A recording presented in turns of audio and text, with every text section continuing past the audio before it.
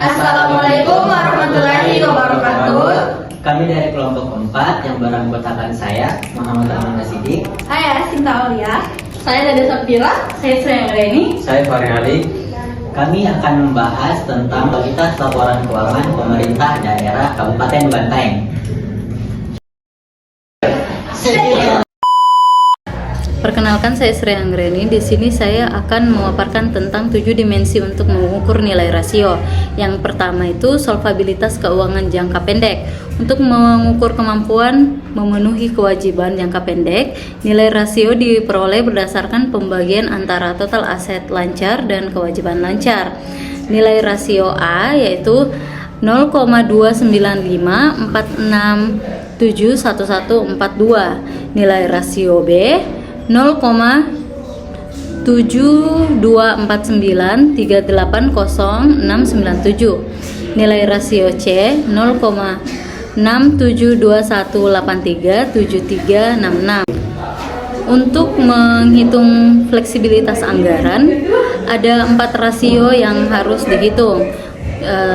Dari rumus yang saya dapatkan, nilai rasio A nilainya adalah 0,970, nilai rasio B 1,086, nilai rasio C 1,981, nilai rasio D 0,998. Selanjutnya untuk kemandirian keuangan ada 2 rasio yang harus dihitung.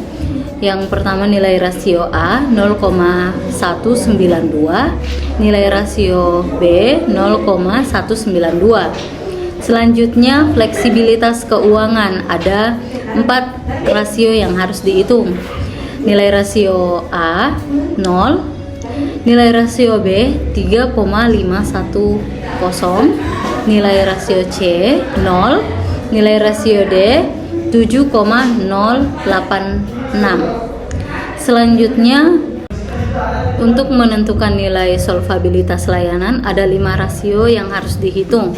Nilai rasio A 11.425.847,03. Nilai rasio B 11.585.494.791,09.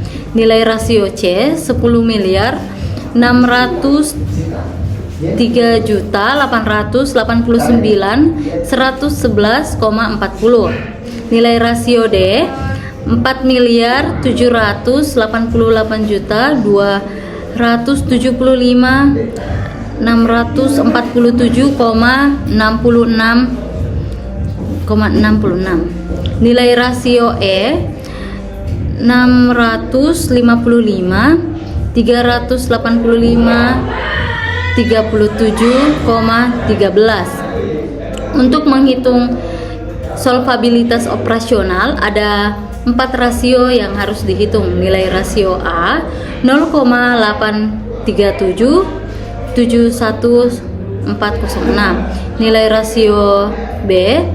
1,086.197.105, nilai rasio C 1,621.249.721, nilai rasio D 0,998992728. Perkenalkan, nama saya Sinta Aulia. Di sini saya akan membacakan indeks rasio dari Kabupaten Bantaeng, di mana rumus indeks rasionya itu adalah indeks rasio sama dengan nilai aktual dikurang nilai terendah dibagi nilai tertinggi dikurang nilai terendah.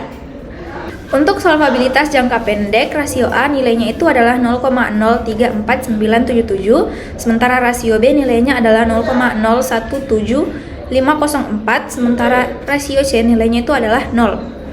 Untuk solvabilitas jangka panjang, rasio A-nya itu nilainya adalah 0, sementara rasio B nilainya adalah 0,035243, sementara rasio C nilainya adalah 0,132109. Sementara untuk solvabilitas anggaran, nilai rasio A-nya itu adalah 0,001161, sementara rasio B itu nilainya 0,713618.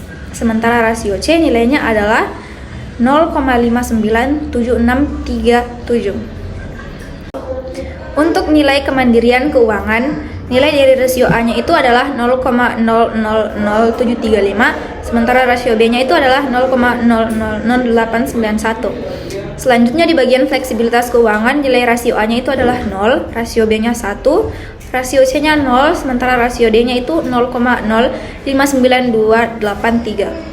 Selanjutnya untuk bagian solvabilitas layanan, nilai dari rasio A-nya itu adalah 0,00, rasio B-nya 1,365, rasio C-nya 1,303, sementara rasio D-nya itu 0,001, lalu rasio E-nya adalah 0.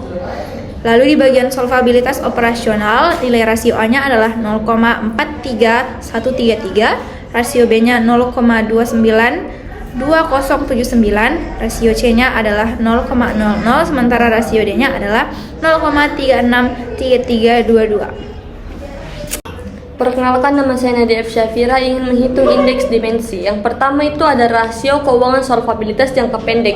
Rasio A 0,295, rasio B 0,724, rasio C 0,672. Hasil dari rasio keuangan solvabilitas jangka pendek yaitu 0,094. Lalu ada rasio keuangan solvabilitas jangka panjang. Rasio A 0, rasio B 20,466, rasio C ada 19,466. Hasil dari rasio keuangan solvabilitas jangka panjang yaitu adalah 0. Lalu ada solvabilitas anggaran. Rasio A ada 0,971, rasio B ada 1,086, rasio C ada 1,981, rasio D ada 0,998. Hasil dari solvabilitas anggaran yaitu 0,243. Lalu ada solvabilitas operasional. Rasio A ada 0,837, rasio B itu 1,086, rasio C itu 1981, rasio D ada 0,998. Hasil dari solvabilitas operasional yaitu 0,209. Selanjutnya ada fleksibilitas keuangan. Rasio A 0, rasio B 3,510, rasio C 0, rasio D 7,086. Hasil dari fleksibilitas keuangan yaitu 0. Terus ada solvabilitas layanan. Rasio A itu 11.019.042,5 rupiah. Rasio B ada 11.058.594 rupiah. Rasio C ada 10.603.889 rupiah. Rasio E ada 655.385 rupiah. Hasil dari solvabilitas layanan yaitu 7.730.494 rupiah. Yang terakhir ada kemandirian keuangan. Rasio A ada 0,192, rasio B ada 0,192. Jadi hasil dari kemandirian keuangan yaitu 0,098. Perkenalkan, nama saya Fahri Halik. Saya akan menghitung IKK atau disebut indikator kinerja kunci. Yang pertama itu solvabilitas jangka pendek, yang dimana indeks dimensinya itu 0,563. Yang kedua itu ada solvabilitas jangka panjang, yang dimana indeks dimensinya itu 13,311. Yang ketiga ada solvabilitas anggaran, yang dimana indeks dimensinya itu 1,6259. Yang keempat ada solvabilitas operasional, yang dimana indeks dimensinya itu 1,225. Yang kelima ada fleksibilitas keuangan, yang dimana indeks dimensinya itu 2,649. Dan selanjutnya itu ada solvabilitas layanan, yang dimana indeks dimensinya itu Rp7.730.490 dan selanjutnya ada kemandirian keuangan dan indeks dimensinya itu 0,192 dan di total 7 dimensinya itu yaitu totalnya Rp7.748.938. Untuk mendapatkan nilai IKK total tersebut ialah sebesar Rp1.106.991.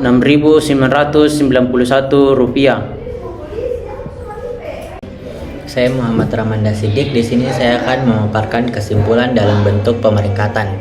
Pemeringkatan di sini berdasarkan dari 3 kategori yang ada. Yang pertama itu kategori baik, yang kedua cukup, yang ketiga kurang. Di sini kami akan memeringkatkan ada 5 daerah. Yang pertama ada Sinjai, Bone, Bantaeng, Maros, dan Takalar. Berdasarkan 3 kategori yang ada, Kabupaten Bantaeng menempati posisi 3 dengan kategori baik. Sedangkan keempat kota lainnya, Sinjai, Bone, Maros, dan Takalar masing-masing menempati kategori baik dan cukup. Sekian presentasi dari kelompok kami. Lebih dan kurangnya mohon dimaafkan. Wabillahi taufiq wal hidayah. Wassalamualaikum warahmatullahi wabarakatuh.